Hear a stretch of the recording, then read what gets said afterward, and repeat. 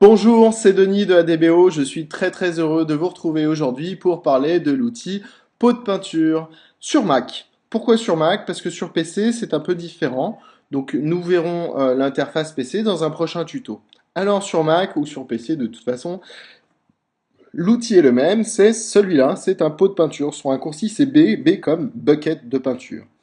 Alors, quand on a la boîte de dialogue ici et qu'on clique sur la petite en tête, ça permet d'afficher ou de masquer les différents modes de sélection de couleurs. Donc sur Mac, on a la chance d'avoir, par exemple, en accès direct la roue chromatique, sinon le RVB, ou alors le spectre, ou les crayons de couleur, ou la brique. Alors, si jamais vous voulez appliquer un RAL, petite remarque qu'on me pose assez souvent, si on veut appliquer un RAL directement, le truc c'est qu'il faut aller sur des sites de conversion de RAL en RGB. On ne peut jamais faire de conversion de RGB en RAL, puisqu'en fait les RAL ne sont pas complets, toutes les couleurs n'existent pas en RAL. Donc l'idée ici, c'est qu'on va naviguer dans les différentes bibliothèques. Par exemple, moi je prends la bibliothèque la plus simple, couleur, on clique sur la couleur, vous voyez ici ma couleur active c'est le rouge, et du coup, si je clique sur, par exemple, ma corniche, toute ma corniche devient rouge. Pourquoi? Parce que c'est un groupe, et donc elle est peinte entièrement.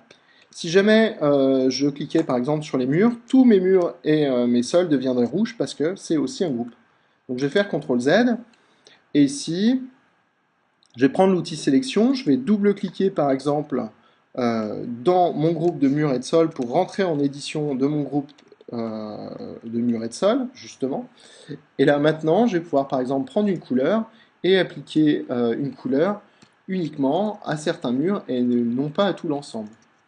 Ensuite, je vais changer de bibliothèque. Donc là, je vous laisserai bien, prenez bien le temps d'explorer toutes ces bibliothèques. Moi, je dis souvent qu'elles sont de goût anglo-saxon, ça veut dire qu'en fait, elles sont moches. Désolé, les amis anglo-saxons. Voilà, donc ça, c'est un peu la base. Maintenant, imaginons que je voudrais appliquer, par exemple, ce parquet-là dans cette pièce ici. Eh bien, je vais prendre mon pot de peinture. Avec mon pot de peinture, je vais maintenir commande enfoncée. Alors, c'est l'ancienne touche pomme pour les vieux maquiens. Et là, mon pot de peinture, vous voyez, quand je maintiens commande, se transforme à ce moment-là en pipette. Alors, je vais choisir une autre couleur. Je vais choisir, par exemple, de la pierre. Vous voyez, là, j'ai de la pierre. Ma couleur active, c'est de la pierre. Si je clique sur ce mur, il devient en couleur pierre.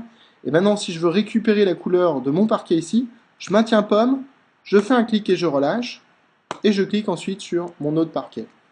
Donc la pipette, comme dans Photoshop, va permettre de récupérer une couleur pour l'appliquer autre part. Donc on maintient pomme enfoncée pour récupérer la couleur, et après on relâche pomme et on clique.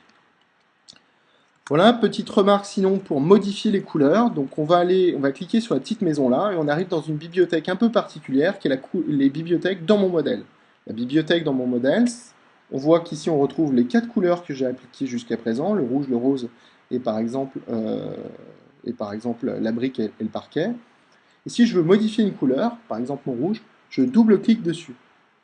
Alors on est un peu patient, et en bas ici on voit une fenêtre qu'on appelle la fenêtre modifiée qui s'affiche. Là je vais pouvoir par exemple aller dans la roue chromatique et changer directement avec la roue chromatique ma couleur de ma corniche. Si maintenant, vous voyez que quand je survole mon modèle, mon pot de peinture se transforme en pipette, je clique sur le sol, je suis bien sur ma texture donc de parquet, et là regardez, je vais pouvoir changer la couleur dominante de mon parquet. Alors je fais un peu n'importe quoi, c'est volontaire, parce que de toute façon on va utiliser d'autres textures par la suite. Ici c'est juste pour vous montrer un peu les principes de base de fonctionnement de l'outil texture. Ok, si maintenant je veux récupérer une couleur qui existe déjà, j'ai un super outil qui est cette petite loupe que j'appelle la pipette pixel et qui va me permettre de récupérer par exemple précisément le jaune sur lequel je vais cliquer. Et voilà, mon parquet devient jaune. Donc voilà, de toute façon l'outil pot de peinture est assez simple. Je pense que vous vous débrouillerez, on va voir comment importer des textures. Je vous remercie de votre attention. N'oubliez pas de cliquer sur le j'aime du lecteur YouTube, de vous abonner à la page Facebook, etc., etc. À bientôt pour de nouveaux tutoriaux.